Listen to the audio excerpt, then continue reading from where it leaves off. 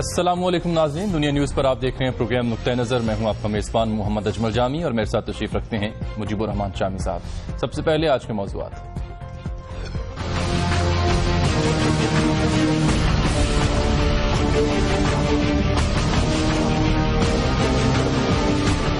Panama leaks پر ہنگامہ، opposition جماعتوں کو کمیشن کے ٹی او آرز پر تحفظات، حکومت کا ٹی او آرز میں تبدیلی سے انکار، کمیشن کے ٹرم آف ریفرنس کیسے طے ہونا چاہیے، دیکھیے آج کے پروگرام میں۔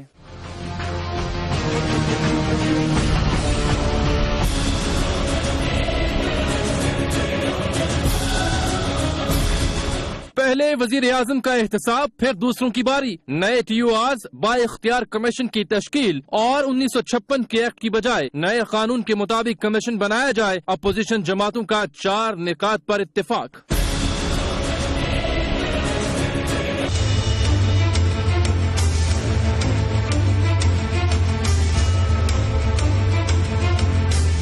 کراچی میں ٹارگٹ کلنگ کے لیے متحدہ کی 3 ٹیمیں، ٹاسک بھی الگ الگ، گرفتار ملزم ارشد عرف ڈیوڈ کا بیان۔ ادھر لیاری گینگ وار کے سرغنہ عزیر بلوچ سے تفتیش میں اہم انکشافات، عزیر بلوچ نے 159 افراد کے قتل میں ملوث ہونے کا اعتراف کر لیا۔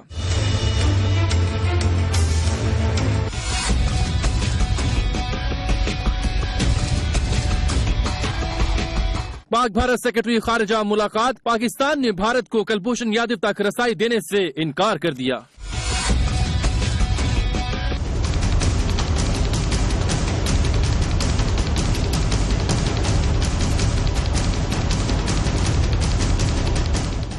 جناب چیئرمین، خواتین کا تحفظ نہیں کر سکتے تو نیا پاکستان کیسے بنائیں گے؟ اسلام آباد جلسے میں خواتین سے بدسلوکی ہوئی، عظمی کاردار کا عمران خان کو خط، کپتان نے 4 رکنی تحقیقاتی کمیٹی بنا دی۔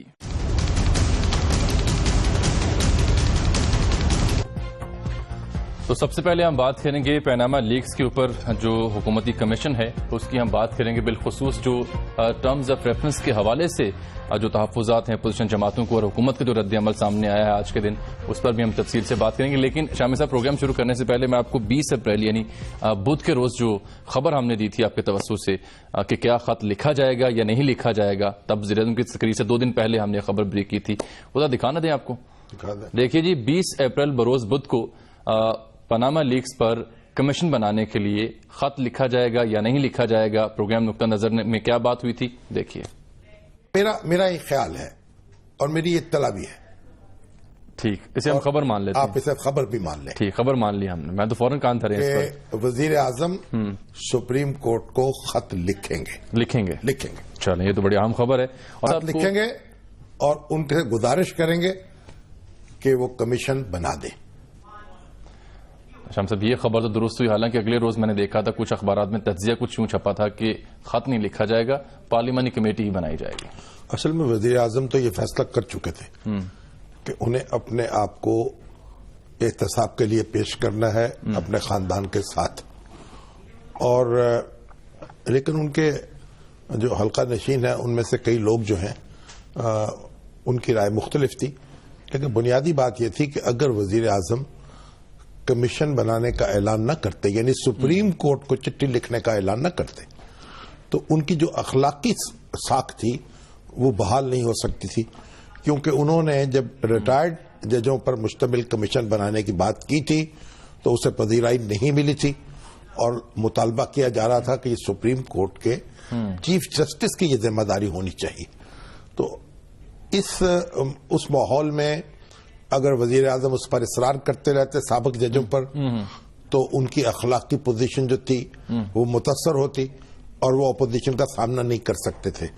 تو انہوں نے یہ فیصلہ کیا کہ وہ اپنے آپ کو اس دباؤ سے نکالیں گے، اخلاقی جو اپنا امیج ہے اس کو امپروو کریں گے، اور سپریم کورٹ کے چیف جسٹس کو چٹھی لکھیں گے۔ تو چٹھی انہوں نے لکھ دی۔ اب جب سے چٹھی لکھی ہے اس وقت سے ایک حکومت اور وزیر اعظم دونوں کے جو لہجہ بدل گیا ہے، اس میں ایک اعتماد پیدا ہوا ہے۔ اب لوگوں کے سامنے مسئلہ یہ نہیں ہے کہ کمیشن بن رہا ہے کہ نہیں بن رہا، مسئلہ یہ ہے کہ احتساب کے لیے وزیر اعظم پیش کر چکے ہیں، اب جو اختلاف ہے وہ جزوی ہے، یہ جو اپوزیشن پارٹیز کی طرف سے مطالبہ کیا جا رہا ہے کہ جو ٹرمز آف ریفرنس ہے ان پر اتفاق ہونا چاہیے، یہ بات ایک ثانوی حیثیت رکھتی ہے. بنیادی بات یہ ہے کہ معاملات chief justice of supreme court کے سپرد ہو، جو کہ سپرد کر دیا گیا ہے. لیکن یہ جو ثانوی حیثیت آپ کے نزدیک ہے، یہ اپوزیشن تو اس پر کچھ اور کہہ رہی ہے. وہ تو کہہ رہے ہیں کہ پہلے وزیر اعظم ان کی فیملی کا احتساب، وہ باقیوں کے لیے بعد میں دیکھا جائے گا، اور یہ 4 ہمارے نکات ہیں، اس پر پہلے آپ بات کریں، وگرنہ ہم 2 مئی کو دوبارہ ہم سر جوڑ کر بیٹھیں گے. دیکھیے، گفتگو میں، مطالبات میں، مذاکرات میں طرح طرح کی باتیں ہوتی ہیں. کبھی کسی بات پر زور دیا جاتا ہے، کبھی کسی بات پر زور دیا جاتا ہے. بالآخر وہ موقف اختیار کرنا پڑتا ہے جس سے دباؤ بڑھایا جا سکے اور جس کے ساتھ رائے عامہ کی تائید جو ہے وہ حاصل ہو.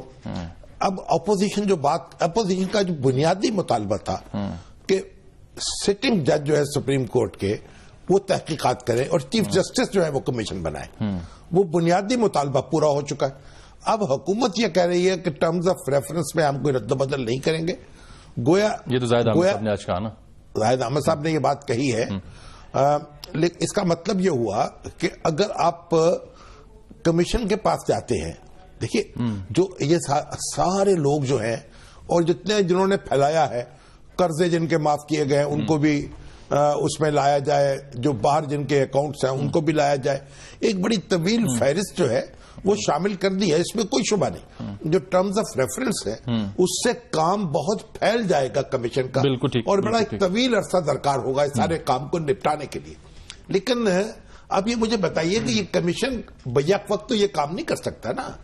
اب آپ کے سامنے کھانا ہوتا ہے، اس میں بھی آپ لقمہ پہلے توڑتے ہیں، پانی بعد میں منہ میں ڈالتے ہیں، پھر اس کے بعد سویٹ ڈش کھاتے ہیں.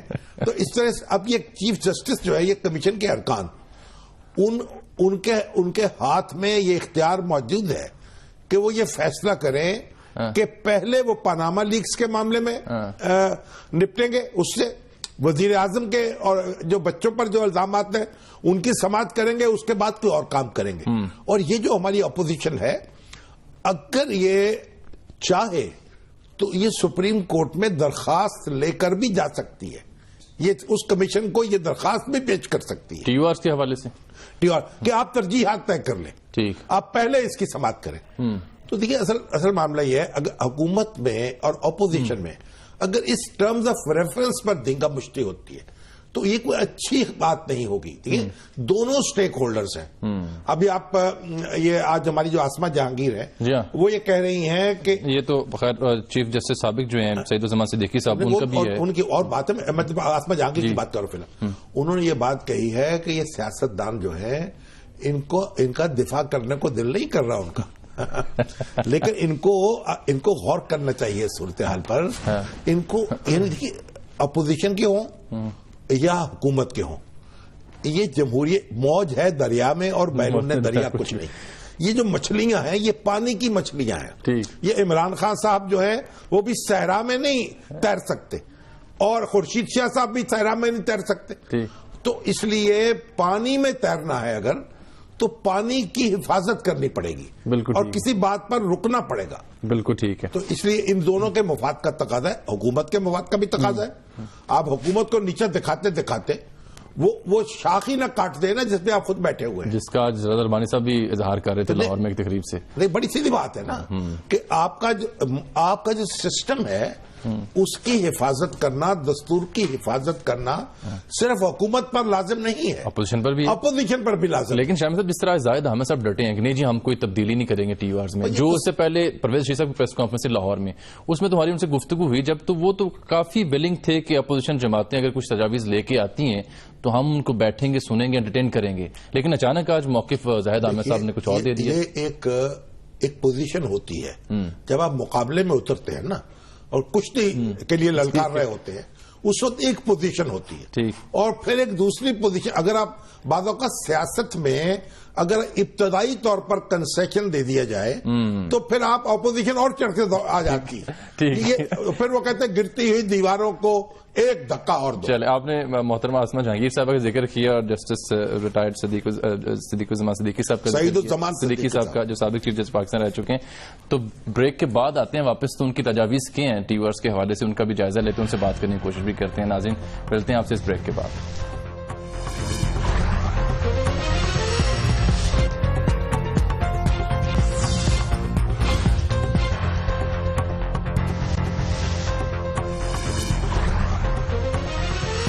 ویلکم بیک ناظرین. شاہم صاحب آپ نے محترمہ آسمہ جہانگیر صاحبہ کا ذکر کیا تھا تو وہ موٹر وے پر سفر کر رہی ہیں.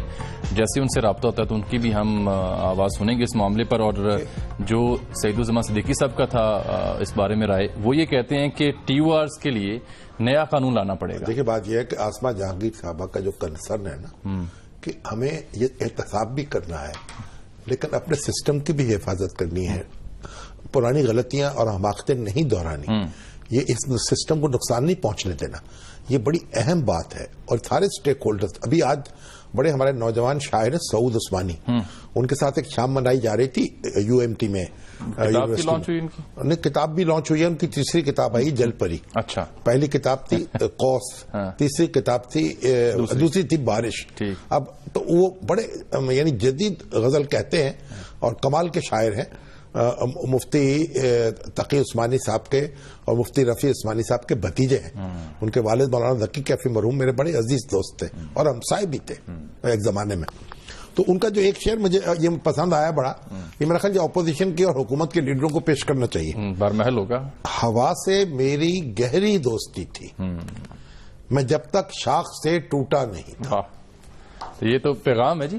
شاخ سے جب ٹوٹیں گے نا پھر خشک ہو کے گر پڑیں گے. تو یہ تو دونوں کے لیے پیغام ہے. ہاں, دونوں کے لیے پیغام. جناب اس وقت ہمارے ساتھ ٹیلی فون لائن پر موجود ہیں سابق چیف جسٹس پاکستان جناب سعید الزمان صدیقی صاحب. ان سے بات کر لیتے ہیں ان کی رائے کیا ہے ٹی او آرز کے حوالے سے اور کمیشن کی تشکیل کے حوالے سے. السلام علیکم جناب. وعلیکم السلام. صدیقی صاحب یہ فرمائیے کہ آپ نے یہ کہا ہے کہ جو 56 کا قانون ہے, ایکٹ ہے, وہ کافی نہیں ہوگا یہ تحقیقات کے لیے, اس کے لیے نیا قانون بنانا چاہیے. تو 56 کا اس میں کیا رکاوٹ کیا پڑے گی, وہ یعنی کیوں نیا قانون ہمیں لانا چاہیے؟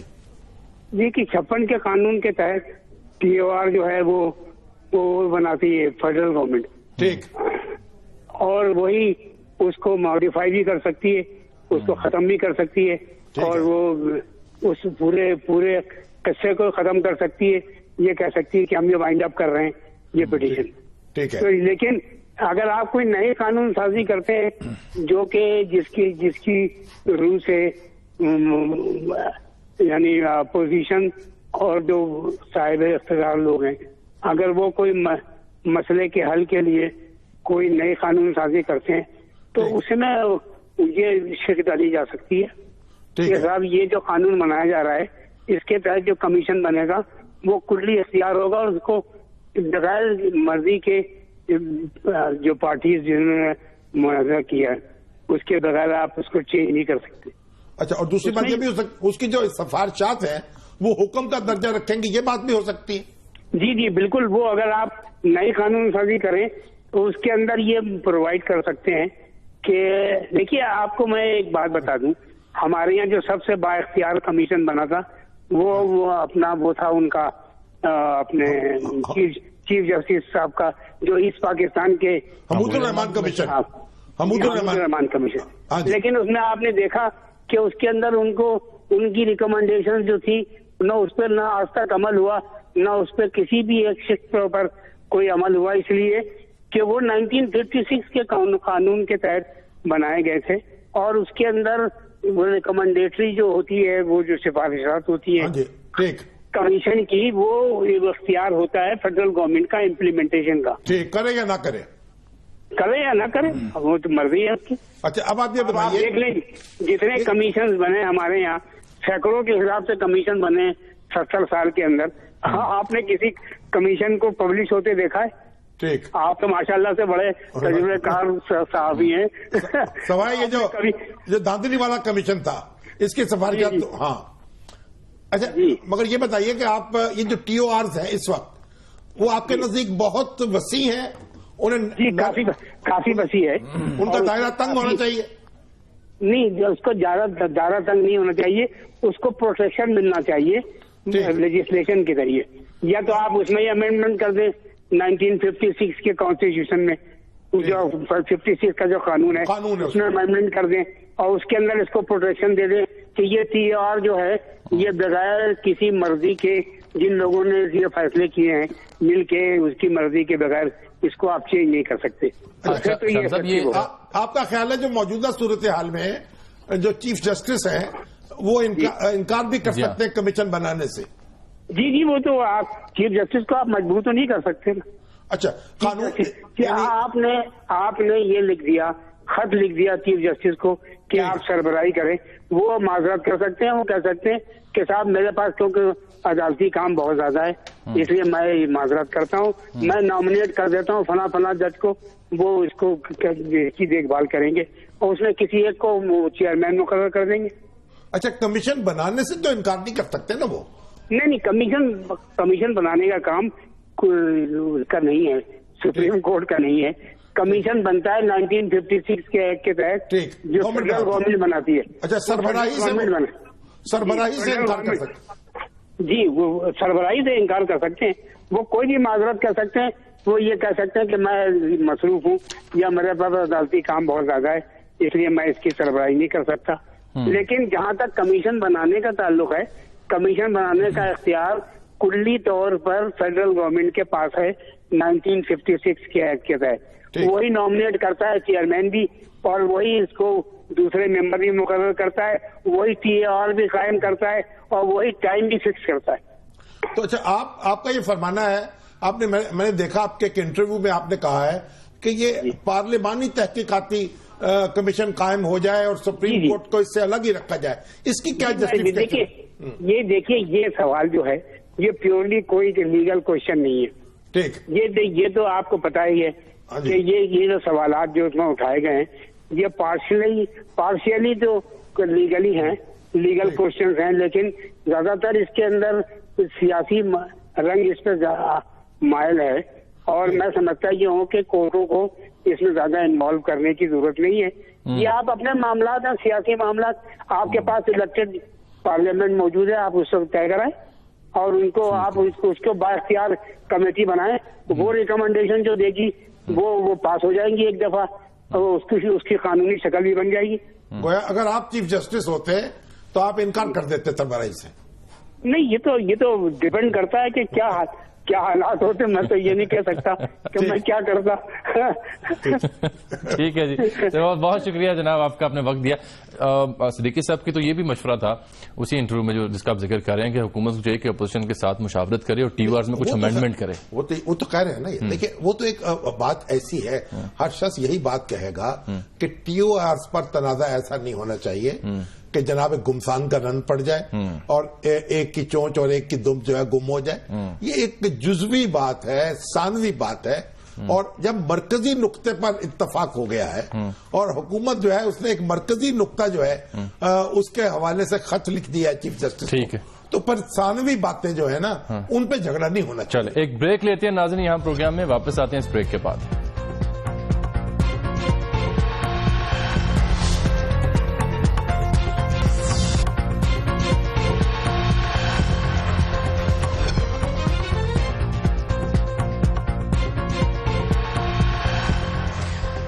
वेलकम बैक नाज़रीन।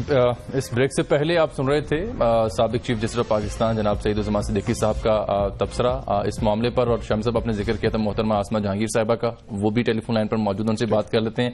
अस्सलाम वालेकुम आसमा जहांगीर साहिबा। अस्सलाम वालेकुम जी। अच्छा जनाब, ये जरा बताइए कि आप क्या सजेस्ट करेंगी इस वक्त हुकूमत को और अपोजिशन को क्या करना चाहिए? क्या ये कमीशन जो है सुप्रीम कोर्ट की बजाय खुद पार्लियामेंट को कायम कर देना चाहिए?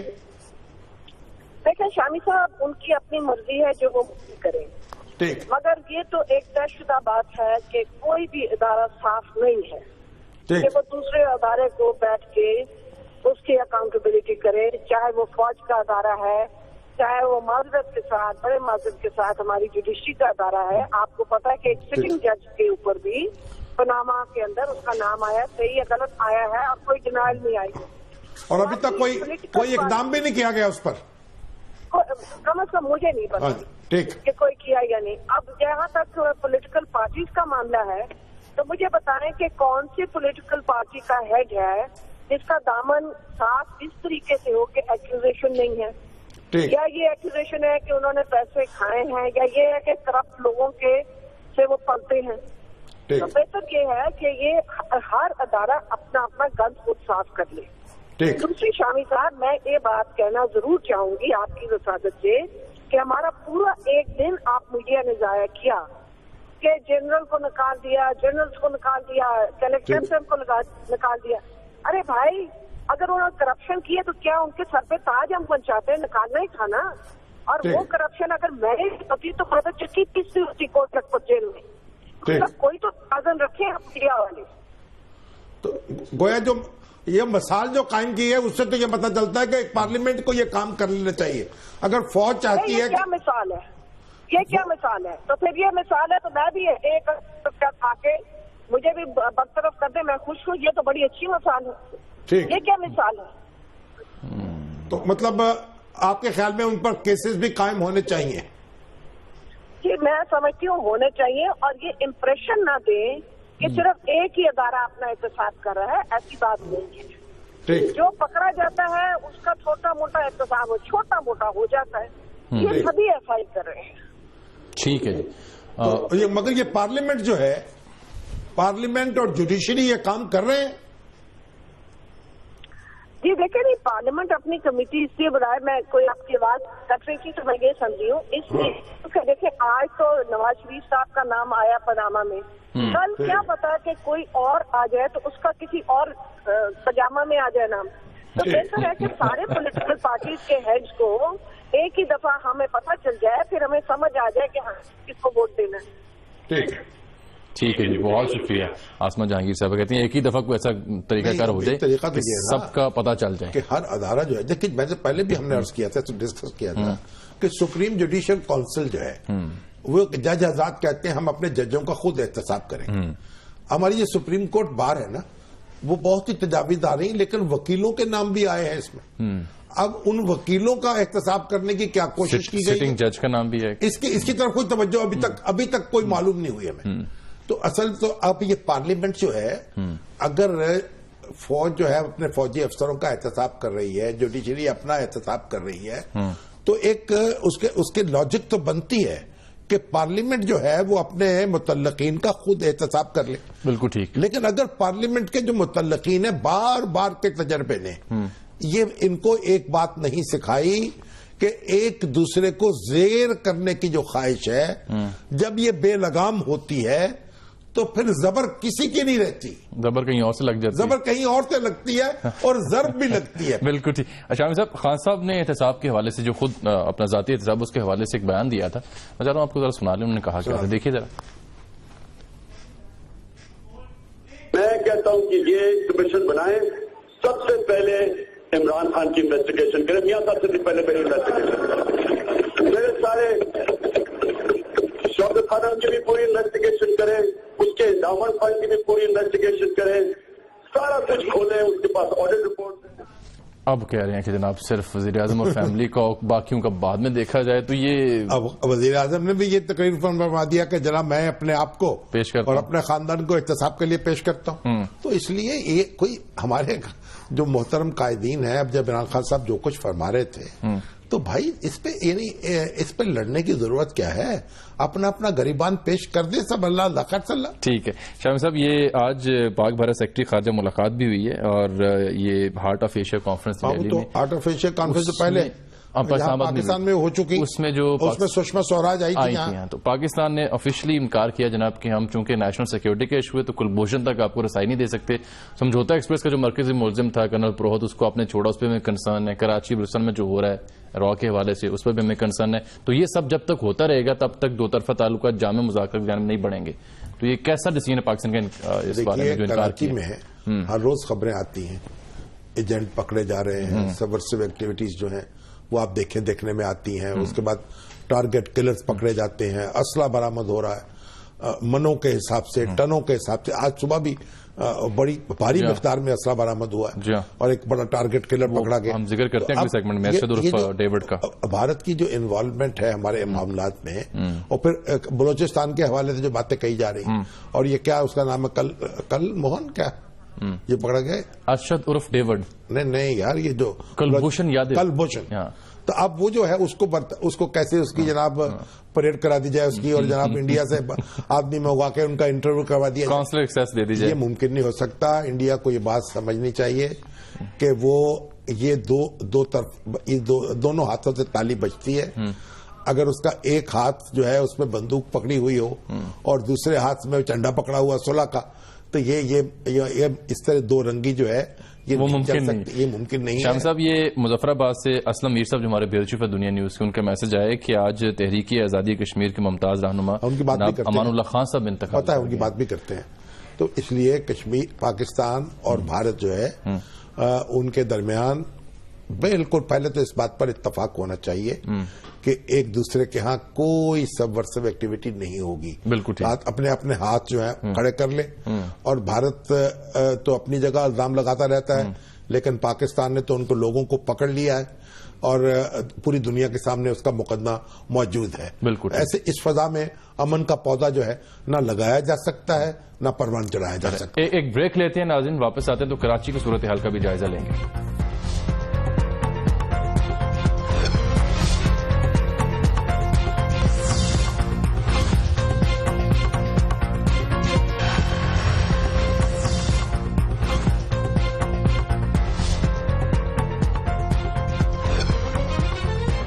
ویلکم بیک ناظرین. شام صاحب، وہ امان اللہ صاحب والی بات تو بیچ میں رہے گی. وہ طلبت سے امان اللہ جو ہے 82 سال کی عمر پائی انہوں نے.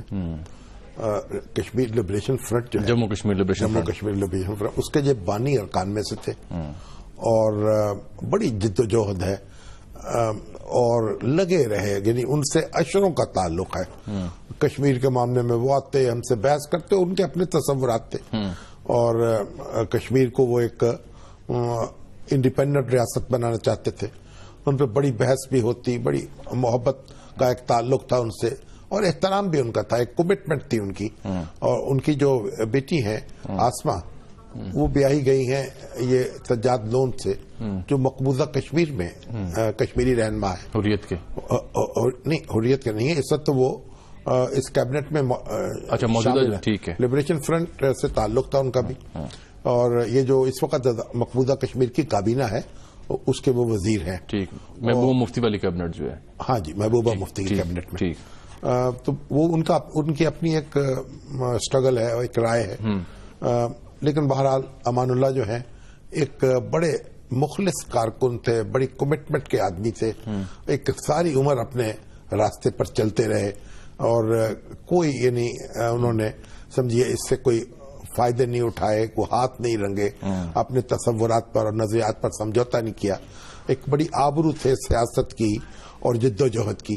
اللہ تعالیٰ ان کی مغفرت کرے اور ان کے جو بچے ہیں، ان کے لواق پسندگان ہیں، ان کو صبر دے. اور اس کے ساتھ ہی ہمارے جو ڈاکٹر ظفر اسحاق انصاری صاحب، جو کہ بین الاقوامی اسلامک یونیورسٹی کے سابق صدر اور ان کی دعوت اکیڈمی کے سابق ڈائریکٹر جنرل رہے، اور بہت بڑے مفکر تھے، بہت بڑے محقق تھے، دانشور تھے، اور اردو پر، عربی پر، انگریزی پر، فرانسیسی پر ایک بڑی دسترس حاصل تھی ان کی.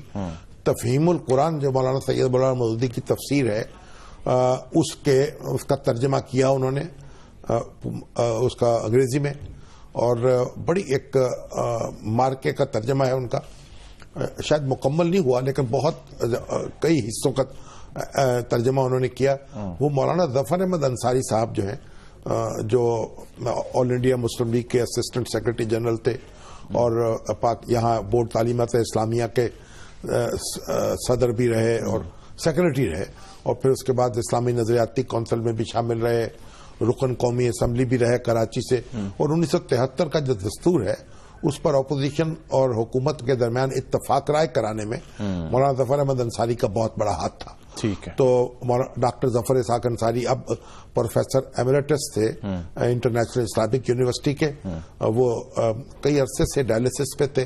رخصت ہوئے ہیں دنیا سے، تو اپنی مثال بہرحال آپ تھے، اللہ تعالیٰ ان کی مغفرت کرے اور ان کے شاگردوں کو اور ان کے عزیزوں کو اور ان کے ہمارے جیسے نیاز مندوں کو صبر دے اور ان کو اعلیٰ جنت میں اعلیٰ درجہ عطا کرے۔ آمین۔ شام صاحب، اب پروگرام کا وقت ختم ہو رہا ہے، لیکن بلال نصیر ہمارے ساتھ جڑے ہیں کراچی سے، ان سے بات کر رہے ہیں کراچی کی صورتحال کے حوالے سے۔ بلال، یہ جو کاشف عرف ڈیوڈ گرفتار ہوئے آج، رینجر نے جنہیں گرفتار کیا، اس پر متحدہ کا بھی کوئی وضاحتی بیان آیا ہے، ایک تو ان کے بارے میں اطلاع دیجیے گا۔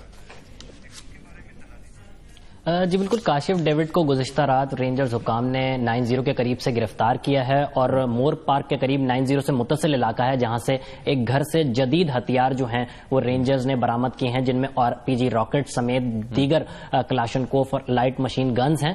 رینجرز حکام کا کہنا ہے کہ ABC ٹیموں کے ہمراہ کراچی میں ٹارگٹ کلنگ کی جا رہی تھی اور دبئی اور ساؤتھ افریقہ نیٹ ورک جو ہیں وہ کراچی میں سرگرم تھے۔ دوسری جانب متحدہ قومی موومنٹ کا کہنا ہے کہ 2015 میں کاشف ڈیوڈ کو حراست میں لیا گیا تھا، انہیں دبئی سے ڈیپورٹ کیا گیا تھا اور اس کے حوالے سے وہ وزیر داخلہ کو اور جو دیگر متعلقہ حکام ہیں ان کو آگاہ کر چکے تھے۔ جی اچھا، عزیر بلوچ نے بھی کوئی انکشافات کیے تحقیقات میں؟ آج جو خبر آئی ہے سامنے، وہ کیا انہوں نے مانا ہے؟ جی بالکل، ان سے GIT کے تمام سیشنز جو ہیں وہ مکمل کر لیے گئے ہیں۔ 159 مقدمات اور وارداتیں ہیں جو انہوں نے شہر کے مختلف علاقوں میں کرنے کا اعتراف کیا ہے، جو ان کی سرپرستی میں کی گئی۔ اس کے حوالے سے انہوں نے فرار ہونے کے حوالے سے بھی بتایا کہ ان کے پھپھو کے بیٹے کا پاسپورٹ تھا جس پہ تصویر تبدیل کر کے وہ بیرون ملک فرار ہوئے تھے۔ تو تمام تر تفصیلات حاصل کر لی گئی ہیں اور 2 سے 3 روز میں یہ GIT جو ہے مکمل کر کے عزیر بلوچ کی باضابطہ بلال، آپ سے آنے والے پروگرام میں مزید ڈیٹیل جاننے کے بہت شکریہ۔ ایک بات آپ سن لیجیے، جو کاشف عرف ڈیوڈ ہے، آج صبح میں نے دیکھا ٹیلی ویژن پر لائیو کوریج ہو رہی تھی، جو اسلحہ برآمد کیا گیا ہے 90 کے قریب گھر تھا وہاں سے۔ اچھا، اب یہ جو MKM کا یہ کہنا متحدہ کا کہ بھئی یہ جو ہے 15 میں، بھئی 2015 میں پکڑا گیا تھا یا 16 میں پکڑا گیا، یہ تو ایک الگ بات ہے نا، کیونکہ مخالفین جو ہیں متحدہ کے وہ یہ کہتے ہیں کہ متحدہ کے بعض لوگ ان کو چھپا لیتے ہیں لوگوں کو اور شور مچا دیتے ہیں کہ جناب وہ گرفتار ہو گئے، یہ ان کا الزام ہے۔ لیکن میں یہ کہنا چاہتا ہوں، یہ بات 2015 میں پکڑا گیا، اس کی اہمیت نہیں ہے، اہمیت یہ ٹارگٹ کلر ہے، یعنی کیا آج جو اسلحہ برآمد ہوا ہے اس کی نشاندہی پر۔ بالکل ٹھیک۔ اچھا شام صاحب، جو اسلام آباد میں جلسہ ہوا PTI کا، وہاں پہ خواتین کے ساتھ بدسلوکی ہوئی، عظمیٰ کاردار نے خط بھی لکھا تھا، وہ معاملہ بیچ میں رہ گیا۔ عمران خان صاحب نے جو جلسے میں بھی اپنے نوجوانوں کو کیا تھا، ہم نے تو ان کا بیان بھی رکھا تھا، لیکن ان کو اس طرف توجہ دینی چاہیے اور یا پھر خواتین کو بلانا بند کر دینا چاہیے۔ اب یہ بھی تجویز ہے کہ ان کو VIP جو سیٹ اپ ہے وہ دیا جائے خواتین کو، مطلب یہ تو بہت ہی برا میسج ہے اور اس کا بڑی شدت سے نوٹس لینا چاہیے۔ پروگرام وقت ناظرین یہاں پر ختم ہوتا ہے، آپ سے ملاقات ہوگی اگلے پروگرام میں، تب تک لیے اجازت دیجیے، اللہ حافظ۔